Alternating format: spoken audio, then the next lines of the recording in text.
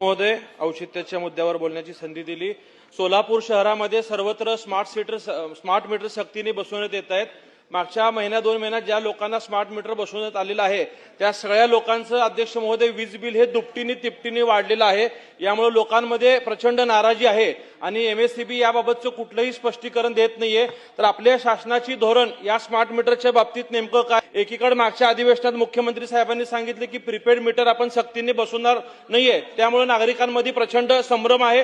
काही लोकांच्या घरभाड्याच्या दुपटीने हे वीज बिल येत आहे। तर माझी अशी आपल्या माध्यमातून सरकारला विनंती आहे की एमएससीबीने याबाबत सविस्तर स्पष्टीकरण द्यावं आणि जे काही नागरिकांमध्ये मनामध्ये संभ्रम झालेला आहे की पूर्वी आमचे बिल समजा 500 रुपये येत होतं तर दुसऱ्या महिन्यातलं स्मार्ट मीटरचं बिल हे थेट 1000 किंवा 1500 रुपये आलंय। यात जर काय तांत्रिक चुका असतील तर स्मार्ट मीटर सक्तीने बसवण्याबाबत ह्या सरकारने स्थगिती द्यावी अशी मी आपल्या माध्यमातून विनंती करतो।